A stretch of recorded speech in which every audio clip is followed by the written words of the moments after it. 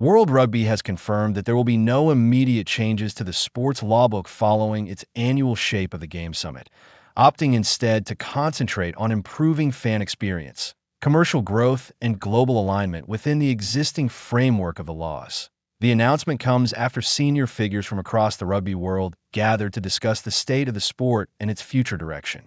While speculation had surrounded potential law tweaks or major structural adjustments, the governing body made it clear that stakeholders believe the on-field product is already in a strong position. Rather than altering the rulebook, the focus will shift to better presentation, storytelling, commercial strategy, and ensuring consistency in how the game is officiated around the world. A positive verdict on the on-field product according to World Rugby. Feedback from unions, competition organizers, players, coaches, and referees was broadly positive regarding the current state of play. Chairman Brett Robinson emphasized that the consensus from across the global game was that rugby on the field is in a positive place. The feedback from around the world is that the game on the field is broadly in a positive place. Robinson said in an official statement that in an era where many sports regularly adjust rules in pursuit of entertainment value or safety improvements, rugby's leadership appears confident that the balance between physicality, skill, and spectacle is currently healthy. That does not mean innovation is off the table. Instead, World Rugby signaled that any future changes will be carefully considered and rooted in long-term strategy rather than reactive adjustment. Shifting the focus from laws to experience rather than introducing new laws, global leaders agreed that the next phase of development should focus on enhancing how the sport is presented and consumed. Robinson stressed that rugby's heritage and values remain core strengths. However, he acknowledged that the sport operates in an increasingly competitive entertainment environment. The message this week is to focus on better explaining, selling, and celebrating our sport in what is an ever more competitive environment, he said. This reflects a broader recognition that while the game itself may be strong, its commercial reach and global storytelling can improve. Modern audiences engage with sport across multiple platforms: broadcast, streaming, social media, and digital ecosystems, and rugby is determined not to fall behind. The objective is clear: unlock greater value without compromising the essence of the game. Strategic vision and financial health. The Shape of the Game Summit is closely tied to World Rugby's new strategic plan. Officials have framed it as central to safeguarding the sport's financial sustainability and aligning the global game behind a shared philosophy. With major tournaments on the horizon, including the Men's and Women's Rugby World Cups in the United States in 2031 and 2033, there is a significant opportunity to expand rugby's footprint in new markets. World Rugby views this period as pivotal. By refining presentation, strengthening star profiles, and creating consistent experiences for fans worldwide, the governing body hopes to build long-term commercial resilience in practical terms. That means coordinated marketing efforts, stronger narrative building around players and competitions, and clearer communication of rules and refereeing decisions. Point 3 key themes from the summit. 3 primary themes emerge from the discussions. Point 1. No immediate law changes. There was universal agreement that the on-field game does not require sweeping reform. Stakeholders endorsed the 4 global law trials currently in operation, which will be reviewed by Council in June to determine whether they should be formally adopted. The decision to maintain stability suggests that rugby's leadership believes consistency is more valuable than experimentation at this stage. Frequent rule changes can create confusion for players and supporters alike.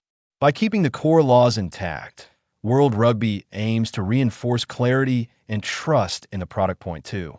Celebrating and marketing the sport. A major emphasis was placed on improving how rugby is marketed and celebrated.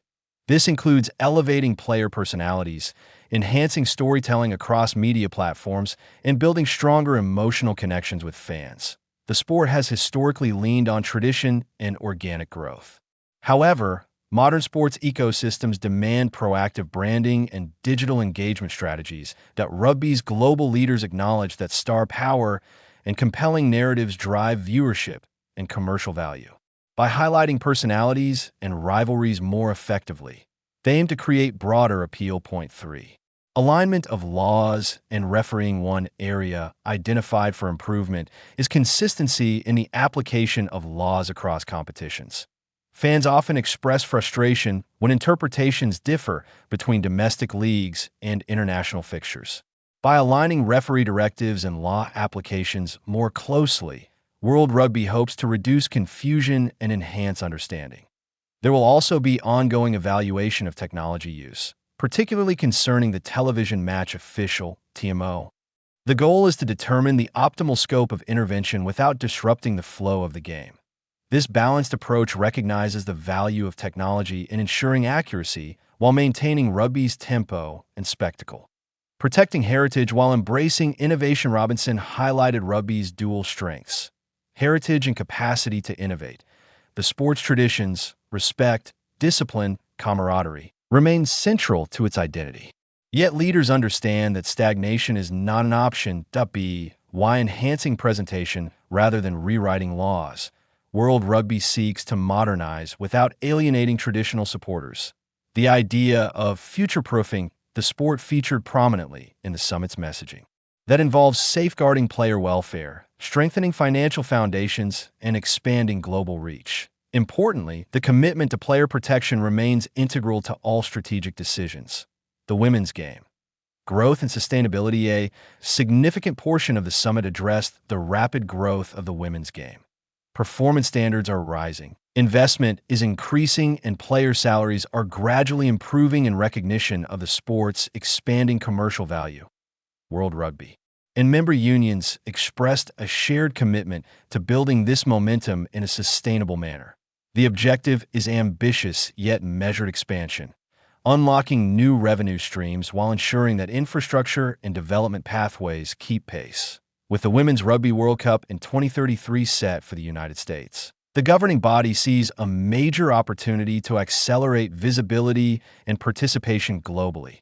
Commercial opportunity and global alignment. The emphasis on value creation underscores rugby's awareness of its economic realities. Unlike some global sports with massive centralized revenues, rugby relies heavily on union finances, broadcast deals, and tournament income. Aligning the global game behind a coherent commercial strategy is therefore essential.